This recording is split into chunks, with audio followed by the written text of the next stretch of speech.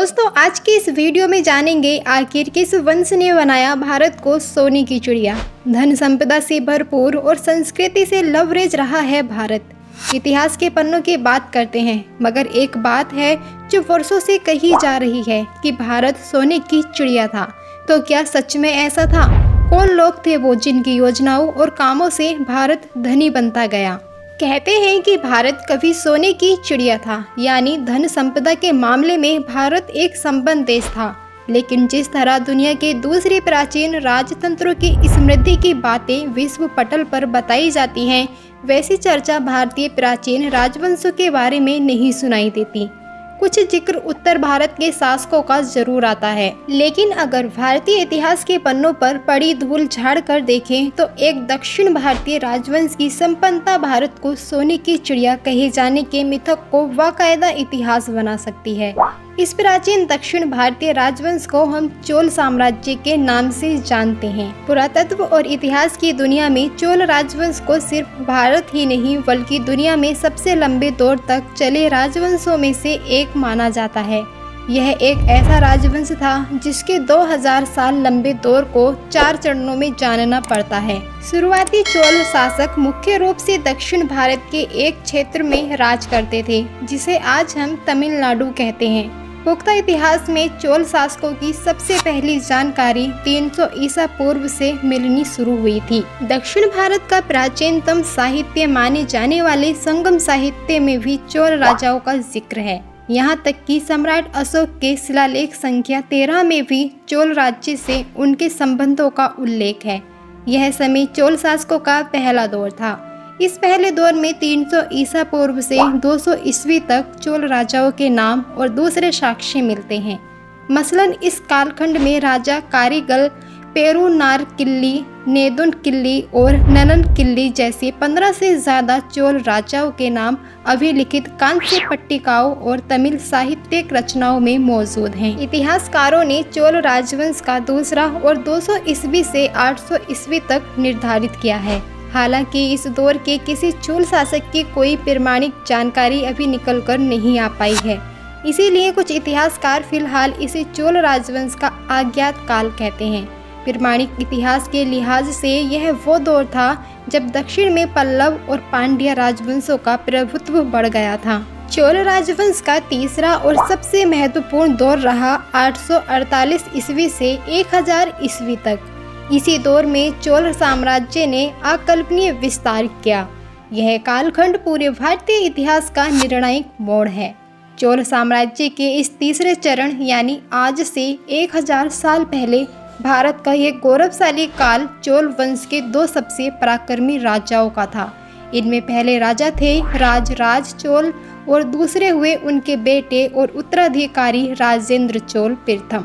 उसके बाद चोल साम्राज्य का चौथा और आखिरी दौर 11वीं से 13वीं सदी के बीच रहा। बहरहाल चोल साम्राज्य का सबसे वैभवपूर्ण और स्वर्णिम काल उनके शासन का तीसरा दौर ही माना जाता है।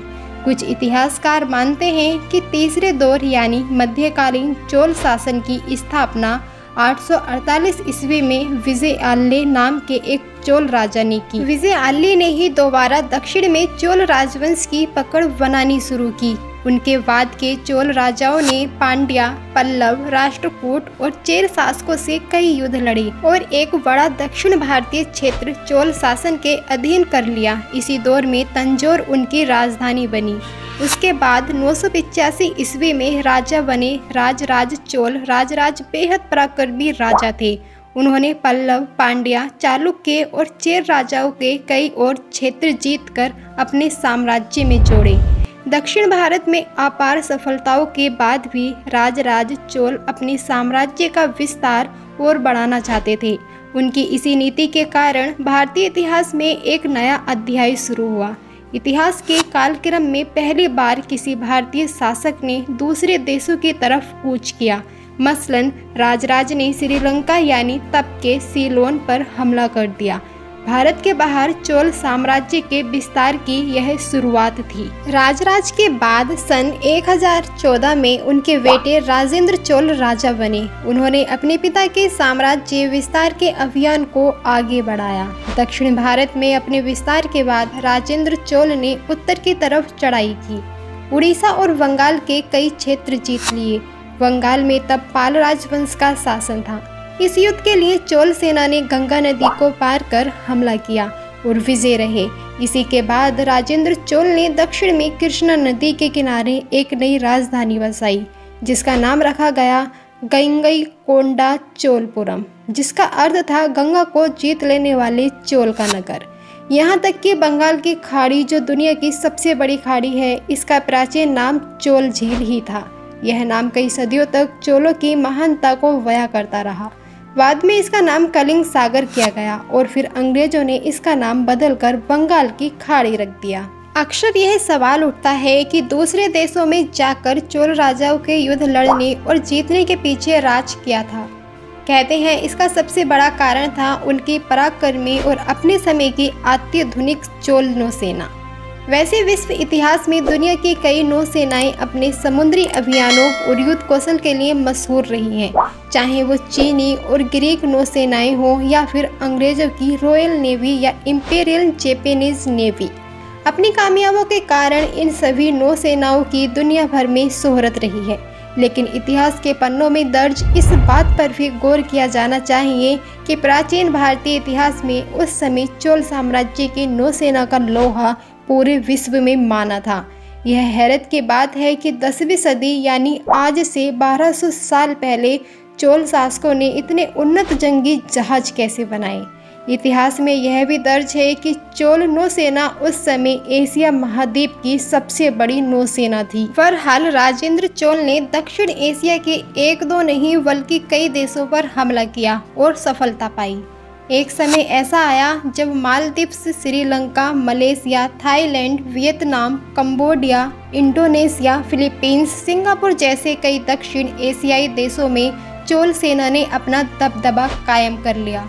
इनमें से ज़्यादातर देशों के व्यापार और धन संपदा पर चोलों ने अपना आधिपत्य स्थापित किया और अपनी ताकत के बल पर उनसे अपनी अधीनता स्वीकार कराई। इतिहास में झांककर यह भी गौर से देखने की बात है कि चीन के साथ व्यापार संबंध बढ़ाने के लिए राजेंद्र चोल ने कई राजनयिक वहां भेजे और वहां अपने दूतावास बनाए। इसी दौर में दक्षिण एशिया के ज़्यादातर बंदरगाहों और समुद्री व्यापार मार्गों पर चोलों का वर्चस्व हो चुका था। इस बहुआयामी बल ने चोलों को मालदीव से फिलीपींस और उत्तर भारत तक फैले अपने विशाल साम्राज्य में सैन्य, राजनीतिक और सांस्कृतिक आधिपत्य बनाए रखने के लिए सक्षम बनाया। कहा जाता है कि अपनी विलक्षण नौसेना और व्यापार कौशल के बल पर ही चोल शासक रोम से चीन तक अपना व्यापार फैला पाए और उन्होंने अकुत धन संपदा हासिल की। इसे भी चोल नौसैनिक प्रभाव ही कहा जाएगा कि दक्षिण पूर्व एशिया के कई देशों की भाषा, कला, धर्म और वास्तुकला में भारतीय संस्कृति का खास असर आज भी दिखता है। इंडोनेशिया का वाली हिंदू धर्म और वियतनाम की चाम संस्कृति को दक्षिण एशियाई देशों में चोल आधिपत्य की एक स्थायी विरासत माना जा सकता है। बहरहाल इसी चौतरफा प्रभुत्व से चोल साम्राज्य में अपार धन संपदा बढ़ी और इसी संपन्नता के पूते चोल शासकों ने अपनी प्रजा की सुख समृद्धि के लिए ऐतिहासिक काम किए। चोल साम्राज्य में कृषि एक मुख्य व्यवसाय था। कृषि को बेहतर बनाने के लिए चोल राजाओं ने सिंचाई व्यवस्था पर बहुत ध्यान दिया। सिंचाई के लिए उन्होंने बांध और तालाब बनवाए। आधुनिक समाजशास्त्रियों के लिए यह गौर करने की बात है कि आर्थिक संपन्नता के कारण किसानों को तब की सामाजिक व्यवस्था में ऊंचा दर्जा हासिल था और इसीलिए प्रशासनिक कार्यों में किसानों की खास भागीदारी थी। कृषि के अलावा दूसरे व्यवसायों की बात करें तो चोल साम्राज्य अपने रेशम उत्पादों और अद्भुत बुनाई के काम के लिए दुनिया भर में मशहूर था। रेशम, कपास और धातु के उत्पाद, खासकर सोने चांदी की चीजों का दूर दूर के देशों तक व्यापार होता था।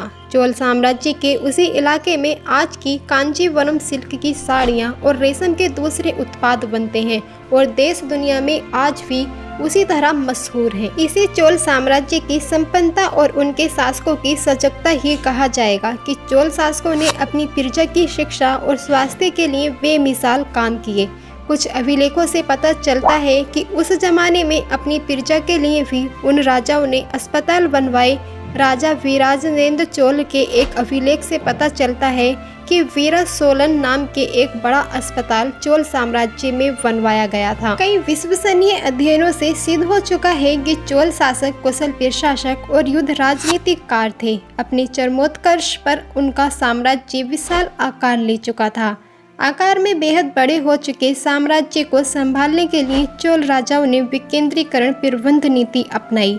पूरे राज्य को छोटी इकाइयों में बांटा और हर इकाई को प्रशासनिक निर्णय लेने की स्वायत्तता दी। आज के लिहाज से बड़े काम की बात देखना चाहें तो चोल राज्य व्यवस्था की किसी विकेंद्रीकरण नीति को कुछ विस्तार से समझा जा सकता है। मसलन अपने साम्राज्य को चकित कर देने वाली हद तक विस्तारित करने वाले चोल शासकों ने सत्ता के विकेंद्रीकरण की अहमियत बखूबी समझ ली थी।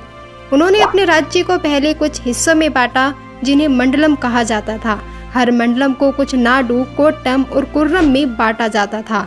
हर आखिरी इकाई में शासकीय और प्रशासकीय निर्णय लेने के लिए समितियां होती थीं। ये समितियां इन स्थानीय निकायों को अधिकार संपन्न बनाती थीं। इससे निर्णय प्रक्रिया को रफ्तार मिलती थी। बहरहाल चोल शासन काल युद्ध कौशल से लेकर व्यापार, लोक कल्याण और प्रशासन जैसे हर क्षेत्र में बेमिसाल नजर आता है। भारत का यह ऐसा संपन्न और समृद्ध साम्राज्य रहा है जिसके आधार पर भारत को सोने की चिड़िया कहे जाने का मिथक एक पुख्ता इतिहास बनकर सामने आ सकता है। तो दोस्तों, वीडियो अच्छी लगी तो वीडियो को एक लाइक करके चैनल को सब्सक्राइब जरूर कर लें। धन्यवाद।